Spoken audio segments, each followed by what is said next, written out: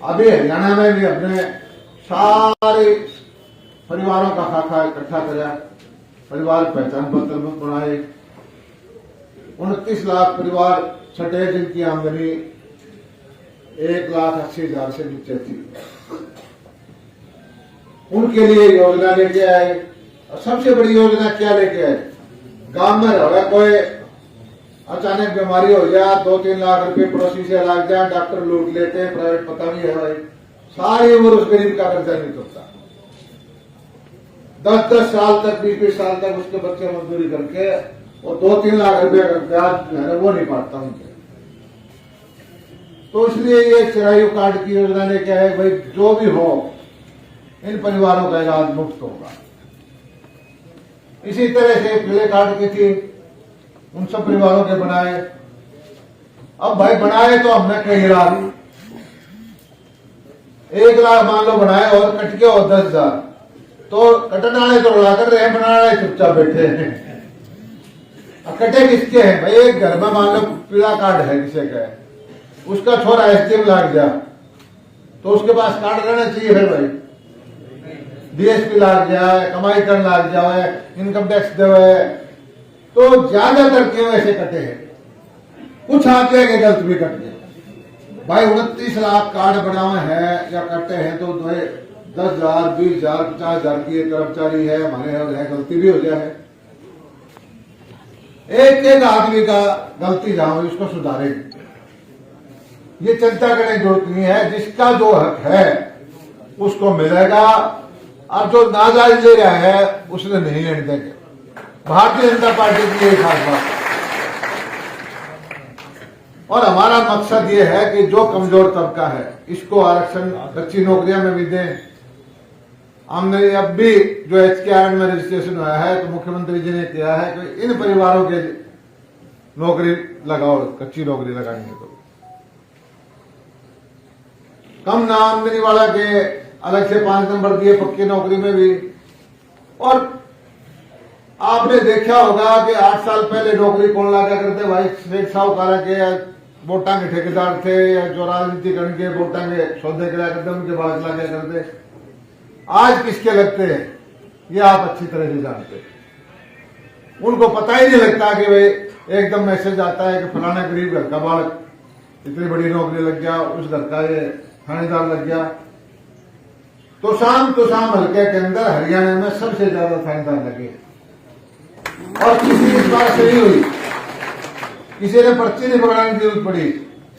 और अभी भी मैं बताता हूं, ये 5-6 हजार पोस्ट निकल रही है थानेदारों की। मुझे भरोसा है कि भिवानी जिला, क्योंकि यहाँ बालक खेल कूद से मेहनत बहुत करते हैं, सैकड़ों में फेर लगे। और ये प्रथा थी कि वोटा से बदला करो, नौकरी वो दुआ होगा, ये भाई प्रथा तो तोड़ने की कोशिश की है। और ये चीज प्रचार कर देते हैं कि किसान के लिए बोले भाजपा वाले आए हैं, किसान का कम काम करे। मैं थोड़े से आंकड़े आपके सामने देखना चाहता हूं, हालांकि टाइम तो नहीं आज। 2014 में कृषि का बजट था कांग्रेस के टाइम में 816 करोड़ का। ईद का बजट आया है 6,000 करोड़ का, 8 गुना बजट बढ़ा। भाई वो किसी न किसी रूप में चाहे ट्रैक्टर दो या कोई मशीन दो या कोई खाद दो, किसी न किसी रूप में जाया है। एक सबसे अच्छा काम किसान का हमने किया। धरती पर मैं दुनिया घूम लिया, ऐसा कोई सौदा नहीं था कहीं भी ऐसा व्यापार होता हो भाई फसल तो किसान की खरीदे सरकार और पैसा ले जान की। यो किसान आंदोलन कैसे शुरू हुआ था? इन आड़तियों ने करवाया था। हमने यह बात मानी नहीं है, सीधा पैसा देने का काम किया है। अब डीबीटी से सीधा जिसकी फसल खाता पैसा जा है, और इससे किसान का सशक्तिकरण हुआ है। किसान आड़ती के चंगुल से निकल गया।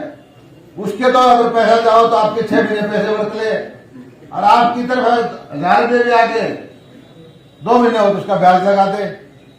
बहुत सारी चीजें धीरे धीरे ठीक की है, प्रचार कम किया है। लेकिन एक चीज का आप ध्यान रखा करो मेरे गरीब भाइयों, ये जो घने ठोंडे और ये सड़का हाँ लड़कर हैं, तो इसका मतलब समझ लेना कि तारी हक में सरकार फैसला कर रही है, इसलिए कूदन लगी। वरना कोई ऐसा गलत काम हमने नहीं किया जिससे कि गरीब का किसान का कोई हक की बात ना हो। फसल बीमा का खूब प्रचार करा करते, अब ऐसे सेठ साहूकार पंचा के किसान मारे जाएगा।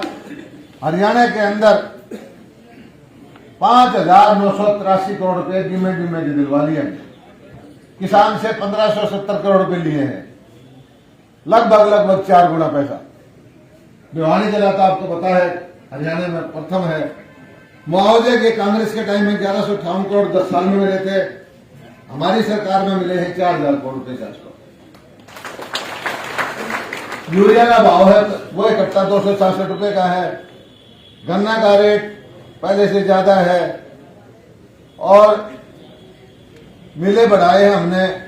बिजली का आपको पता है कि ट्यूबवेल का 6,720 करोड़ रुपए कंपनियों को देते हैं हरियाणा के अंदर। आप राजस्थान में देखो और देखा 40-40 हजार रुपए बिजली का ट्यूबवेल का बिल हुआ है, हम 2-2.5 हजार रुपया में साल का ही भाव है ट्यूबवेल का। और हर साल का हम बिजली का रेट बढ़ा करते। बजट आया करता तो बजट आने का मतलब क्या आया करता? टैक्स लगना। कांग्रेस के टाइम की अपनी याददाश्त कमजोर है, भूल जाते हैं। बजट आने का मतलब टैक्स लगना। 8 साल से केंद्र में सरकार है, यहां सरकार है, कुछ न कुछ रियायत वजह है टैक्स को, बताओ को लगे हो तो। इसी तरह से आज फिर पैसे डालेंगे मोदी जी, ये 2-2 हजार रुपए डाले हैं, उसके 3,949 करोड़ रुपए डाल लिए। बागवानी की तरह तरह की स्कीम है, पराली प्रबंधन की स्कीम है, कस्टम हायरिंग की। बहुत मैं 1.5 घंटा बता सकता हूं कि क्या क्या स्कीमें हमारे पास है। और खासकर आप जैसा वर्ग है पशुपालन के लिए भाई 1,60,000 रुपए तक की पूंजी बैंकों से पशुधन क्रेडिट कार्ड की दिलवाओ, हम उसका फायदा उठाओ। पशुओं का 100 रुपए में बीमा है और SC कैटेगरी का तो मेरे ख्याल में फ्री है या 25 रुपए में होगा। बीमा करवाया करो ताकि कोई ऐसी चीज दिक्कत आ जाए। एक समस्या है कि डॉक्टर संभाल के हट करे हैं या पशु बड़ा हो जाए अस्पताल में नहीं ले जा सकते। जिस तरह पुलिस का नंबर 112 है, पशु इलाज का नंबर भी ऐसा 1 नंबर दूंगा। और एम्बुलेंस लेनी सारा हरियाणा 200 आप फोन करोगे, फोन भागेगा चंडीगढ़ में, चंडीगढ़ वाला उसको सारे 200 के 200 एम्बुलेंस की लोकेशन होगी, जो नजदीक होगी उसको कहा जाएगा। तो उस किसान के घर में ये फोन नंबर है, तुरंत पूछ, डॉक्टर भी साथ होगा, दवाई भी साथ होगी। और कितने मिनट में पूछे हफ्ते पर रिकॉर्ड होगा, कितने दिन में इलाज कराया वो होगा। तो ये पशुपालकों के लिए, खासकर गरीब भाइयों के लिए जिसकी संभाल नहीं होती, उसके लिए बहुत अच्छी योजना है। योजनाएं तो बहुत सारी है मेरे पास, बागवानी की है, मछली पालन की है, तरह तरह देखो भाई सुधार कर रहे। और सुधार करने में भाई थोड़ा बहुत किसी ने एतराज भी हो है, जो फायदा उठा रहे हैं और रोला भी करे हैं। लेकिन हमारी नीयत यह है कि जिसका हक हो उसका मिले। ये हमने 600 के आसपास ट्रैक्टर SC के कैटेगरी भाइयों को बांटेंगे, 3-3 लाख रुपए देंगे, बाकी पैसा वो देगा। 2 लाख 5.5 लाख का होगा, 5 लाख का होगा, वो पैसा अपनी मर्जी से ट्रैक्टर कहीं से खरीदो। हम तो खाता में 3 लाख रुपए डाल देंगे, जिनकी आज लिस्ट पकड़ेगी। आप उस ट्रैक्टर के साथ चाहे जुताई करो, कमा के खाओ, अपने घर में काम लो या कोई भट्ठे में लगाओ। अब 600 आदमी ने एक तरह से रोजगार हो जाएगा घर बैठे। यही कोशिश है। और इसी कोशिश में यह है कि जो कमजोर तबका है उसको ऊपर उठावा। हाथ जोड़ के हम प्रार्थना करते हैं, भगवान हमारा सारा कमजोर तबका, सारा देश एक जैसा हो, बगैर भेदभाव के आगे बढ़े, कोई छोटा बड़ा ना हो, सबके बराबर की इज्जत हो, सबका बराबर का हक हो। इस भावना से हम काम करते हैं। और आज लंबा चौड़ा भाषण की बात नहीं है। अब जिस भाई का भाई देख लकड़ा होगा उसको बधाई न लगेगा तो हम कुछ कर नहीं सकते। और ये जो कंप्यूटर से निकाल रहे हैं, किसी भाई को गलतफहमी नहीं होनी चाहिए। 1% भी किसी तरह जो कंप्यूटर करेगा कर देगा। पहले तो ये कहते ढोल में तो पर्ची काटे, उसमें 1-1.5 घंटा लगना था, यो 1 मिनट में काट देगा।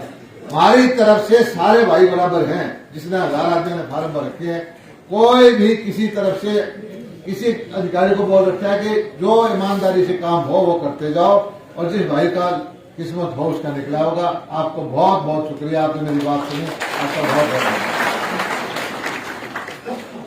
धन्यवाद सर।